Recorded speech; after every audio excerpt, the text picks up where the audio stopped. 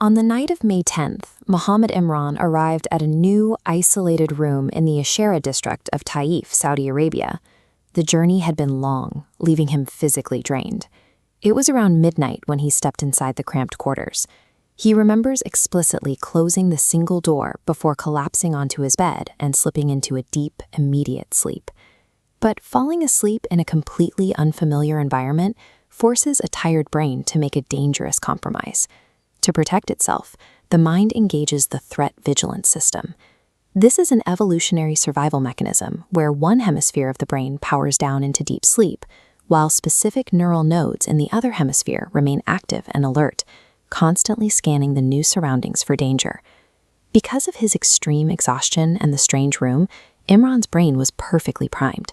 It was actively hunting for a predator in the dark, long before one even existed. Sometime later, Imran was jolted awake. He felt the distinct, physical sensation of being violently shaken by an unseen force. As his eyes darted across the room, they locked onto an impossible detail. The door he explicitly remembered closing was emitting a slow creak, steadily swinging open on its own. His heart rate spiked.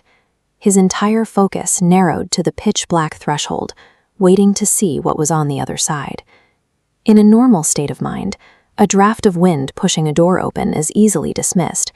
But in a half-awake, hyper-vigilant state, the brain weaponizes ordinary shadows and mundane sounds, instantly escalating them into an existential threat. Standing by the open door was a woman in a red bridal dress.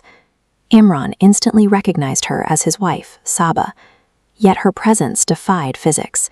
She didn't walk, she glided toward the bed, drawing close enough for Imran to feel her breath. The air hitting his skin was supernaturally cold. Imran was experiencing a severe hypnagogic hallucination.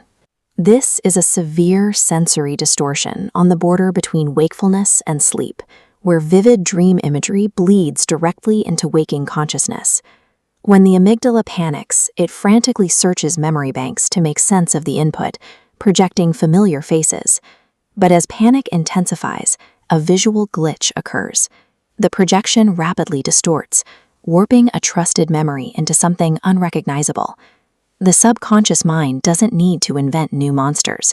It simply uses our most intimate, trusted memories to construct our most personalized nightmares. Hovering over the bed, Saba's face slowly began to decay. Her smile stretched into a rigid grimace, her eyes hollowed out into pure darkness, and a heavy, unnatural voice, like multiple voices speaking at once, whispered directly into his ear. "Recognize me?" Imran tried to scream.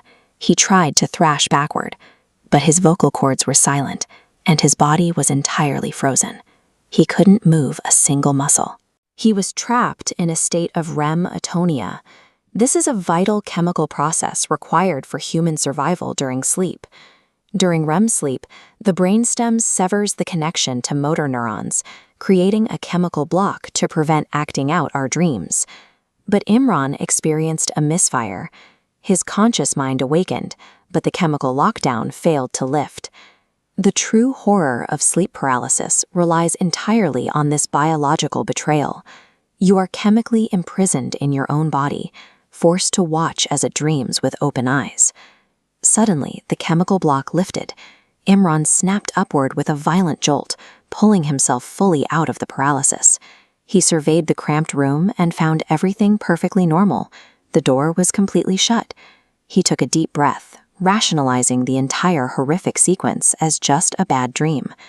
But as his eyes drifted back toward the threshold, his relief instantly vanished. The door was inexplicably half open once again. Slowly rising from the bed, he approached the doorway and reached for the knob. The moment his fingers brushed the metal, a freezing breeze hit his neck, accompanied by the undeniable, heavy sensation of someone standing directly behind his back.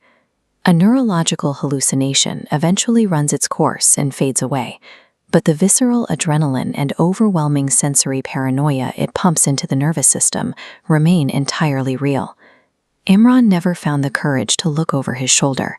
He swiftly slammed the door shut, retreated to his bed, and sat rigidly under glaring lights until dawn broke over Taif. Years have passed since that night in Saudi Arabia, yet the ambiguity of the event endures.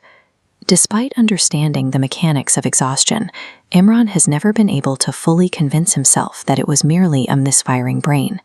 Intellectual knowledge of sleep paralysis creates a sharp psychological friction.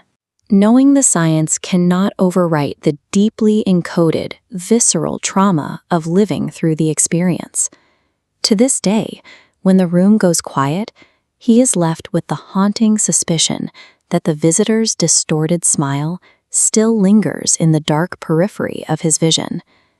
Modern science can perfectly map the biological machinery of a nightmare, yet it remains utterly powerless to neutralize the very human terror of being hunted in the dark.